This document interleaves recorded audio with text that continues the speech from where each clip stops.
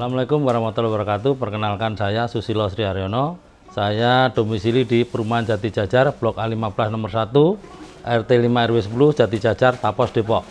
Saya sebagai owner dari perusahaan keripik tempe Pawon Mutiara. Jadi sebetulnya saya adalah sudah usaha bermacam-macam usaha.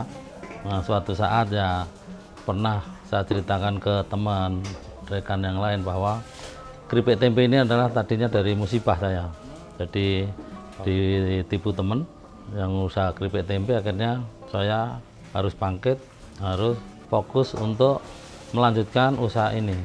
Dari saya tidak tahu masalah tempe, masalah keripik tempe, sampai saya berusaha untuk tahu, dan sekarang saya sudah bisa produksi keripik tempe, bisa dari bikin tempenya, dari merebus kedelai.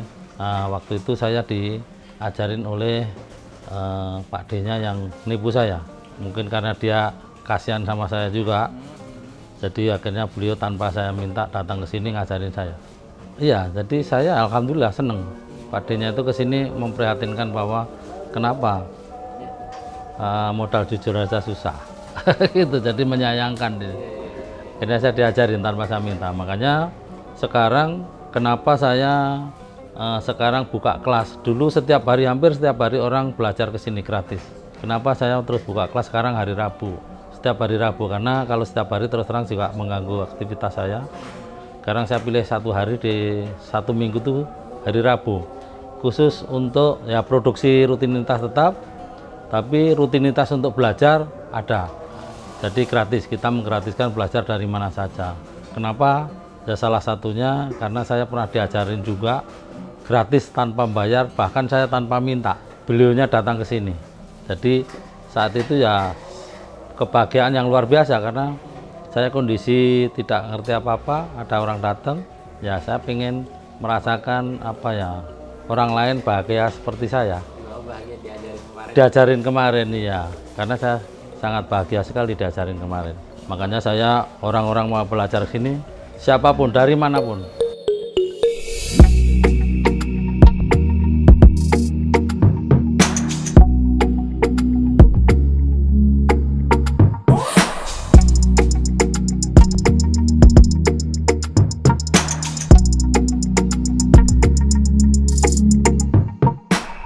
Ya kita berpikir waktu itu bahwa itu ujian saja.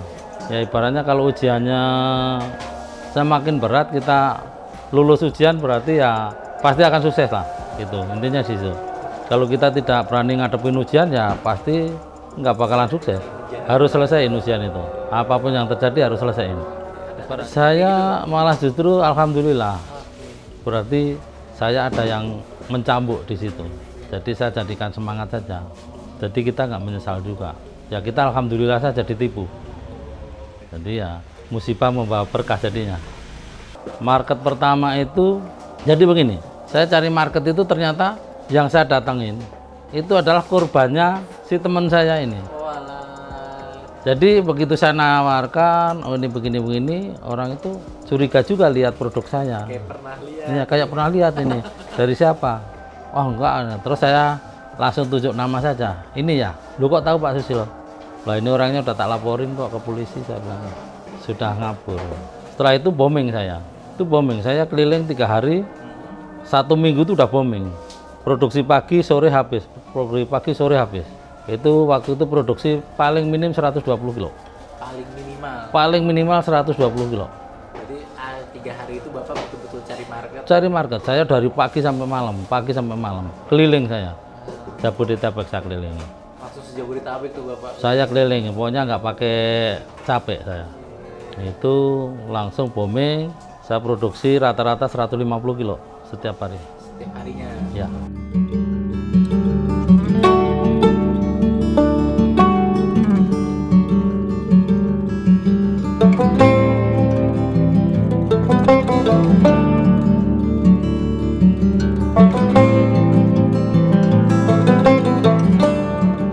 Saya dulu awalnya kerja juga, kerja di kontraktor BUMN.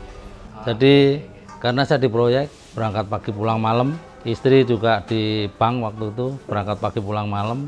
Sementara anak saya masih kecil-kecil, ya saya pikir bagaimana caranya supaya saya bisa di rumah. Jadi anak-anak tidak terlantar lah. Akhirnya saya memutuskan untuk resign.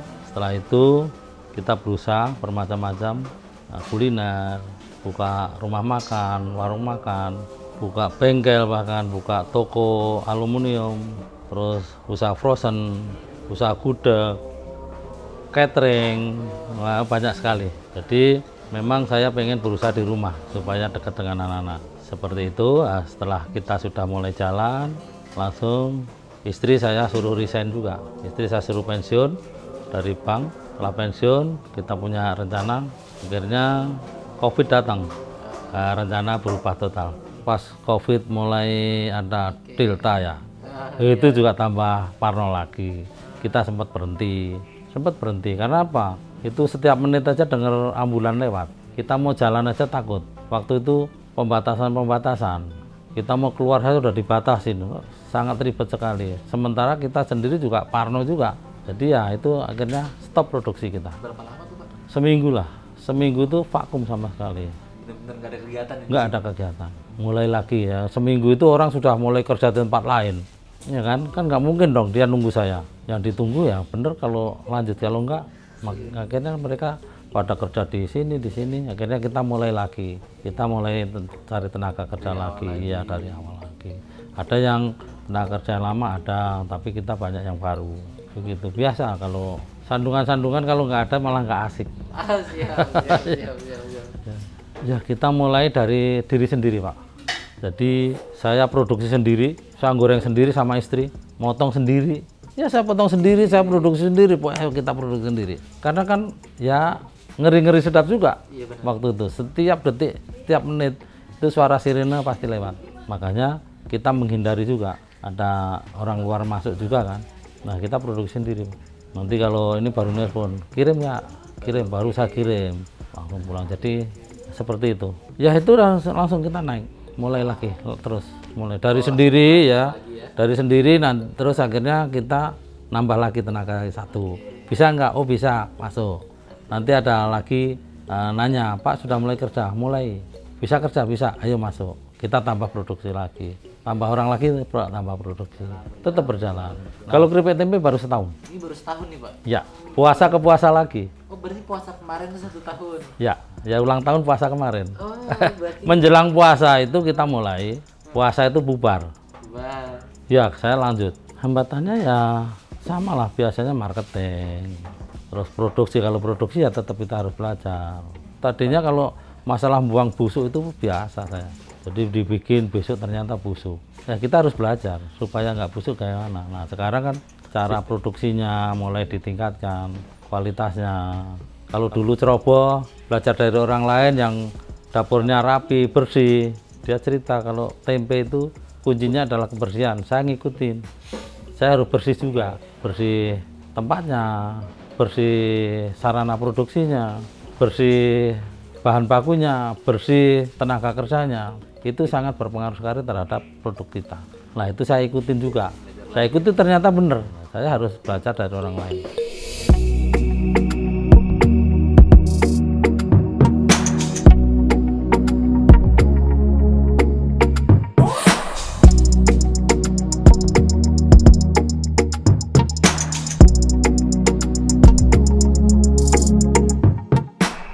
Kita memang harus belajar, harus selalu belajar. Karena begini, sekarang saja misalnya saya permintaan lebih, itu kan tergantung tenaga kerja. Kalau kita ketergantungan tenaga kerja tinggi, sementara tenaga kerja itu kan nggak langsung kita panggil langsung bisa. Saya ngajarin sendiri, misalnya yang goreng, saya ngajarin, paling tidak seminggu saya ngajarin. Ya kalau saya setiap nyari karyawan baru ngajarin, kan capek juga, habis waktu. Makanya saya juga belajar bagaimana caranya saya bikin mesin penggorengan. Saat ini saya sedang merancang mesin penggorengan. Ya, kemarin seminggu saya di Jogja, kita diskusi sama engineering di Jogja sana. Kita mau bikin mesin penggorengan otomatis. Jadi begitu dipotong, keluar udah matang. Saya memang tidak mudah puas juga. Jadi saya sering ngajarin teman-teman yang belajar di sini. Saya waktu belajar di sini saya ajarin. Selama belajar di sini, sebelum jadi, anggap ini ilmu yang paling tinggi. Tapi begitu sudah selesai belajarnya dan sudah bisa jadi, silahkan belajar dari ilmu yang lain masalah pertempean. Di situ nanti di luar tuh ilmu yang lebih tinggi banyak sekali. Tapi saat belajar di sini anggaplah ilmu paling tinggi nih supaya fokus. Nah, setelah itu baru selesai silahkan belajar dari luar. Kombinasi itu supaya apa? Kan kalau kita punya cara yang lebih efektif, keuntungan pasti lebih besar. Sama saja misalnya saya harus merancang sebuah mesin penggorengan, itu kan supaya saya untungnya tambah, kerjanya lebih ringan, untungnya tambah gede. Logikanya kan begitu. Ya kita memang harus belajar. Gimana, susah juga kita menjelaskannya. Kita memang harus semangat. Semangatnya harus selalu jangan gampang puas diri. Jangan gampang puas diri. Pernah belajar dari saya, kalau yang dari Jawa paling jauh Surabaya, Jogja, Banten. Itu jauh ya, Surabaya, Jogja, Banten. Kalau dari luar Jawa yang paling jauh itu dari Padang. Padang ada, terus Jambi ada. Itu yang paling jauh yang datang ya, yang offline. Kalau yang dari luar negeri ada yang datang, yang barusan tadi dari Malaysia, dari Kuala Lumpur itu 3 orang. Ada juga yang satu grup lagi dari Kuala Lumpur, tapi kemarin schedule tanggal 13 diundurin karena ada sesuatu hal. Bahkan dari Amerika pernah mau datang ke sini karena urusan visanya sulit, akhirnya dipending. Ya, kalau yang dari mana? Yang dari India mungkin bulan September. Tapi dia sudah online, sudah saya ajari online. Mau lihat langsung, betul. Itu tahunya dari mana tuh, Pak? Dari YouTube. Terus terang, saya terima kasih sama YouTuber yang sudah menayangkan produk kami. Jadi saya sangat terbantu sekali itu bahwa produk kami bisa terekspos sampai kemana-mana. Bahkan dari Ekuador waktu itu nelpon. Itu sampai Ekuador tuh, Pak. Betul.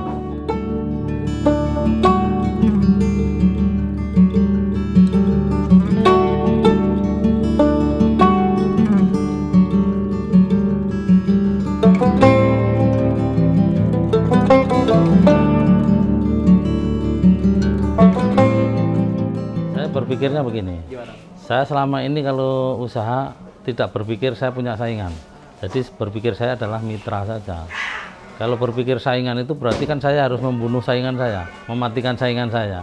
Kalau kedua belah pihak semangatnya mematikan, pasti salah satu pihak ada yang mati, pasti itu.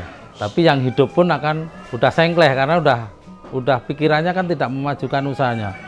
Pikirannya yang utama adalah mematikan orang lain, bukan tidak memajukan usahanya sendiri itu. Jadi contoh kasar begini, kalau kita mau ke Jogja, oleh-oleh apa? Itu pasti kalau makanan bakpia. Iya. Karena apa? Yang produksi ratusan orang di sana. Kalau yang produksi satu nggak akan terkenal. Kalau nggak bakpia, gudeg, ya kan? Karena yang produksi ratusan, makanya terkenal. Kalau ke Garut nggak mungkin mau oleh-oleh gudeg, karena nggak ada yang produksi. Tapi pasti dodol Garut, yang produksi ratusan. Nah ini kalau di sekitaran saya mau produksi 100 orang produksi, alhamdulillah malah tambah terkenal. Bukan saya yang terkenal, tapi kan tempenya terkenal. Jadi kalau ke Depok belum abdol kalau nggak makan keripik tempe. Siap. Iya, iya kan, kalau jadi ikon kan tidak harus beli di tempat saya, mungkin di tetangga saya atau di teman saya, begitu. Untuk saat ini saya memang belum nyebar kemana-mana, saya baru ke agen. Jadi saya kirimnya ke agen. Makanya ini saya mulai akan branding produk sendiri, saya mau mendatangkan mesin kemasan. Jadi saya punya branding sendiri, saya harus distribusikan sendiri. Sampai sekarang, dari awal sampai sekarang itu agen semua. Ya, jadi sekali kirim 100 kilo, 200 kilo ya udah, itu ke agen.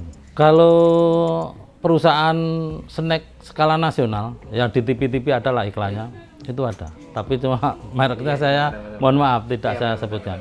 Yang penting keripik tempe udah nyampe sana lah gitu ya, Pak? Sudah. Udah skala nasional. Skala nasional, yang jelas itu. Oke. Di luar negeri juga sudah ada. Jadi eksportir sudah ada, datang ke sini, ngambil putus, dia yang ekspor. Saya tidak memusingkan saya yang ekspor, karena ekspor kan juga perlu proses, perlu legalitas. Jadi kalau untuk ekspor sudah, ya alhamdulillah sudah beberapa negara udah masuk, cuma lewat eksportir.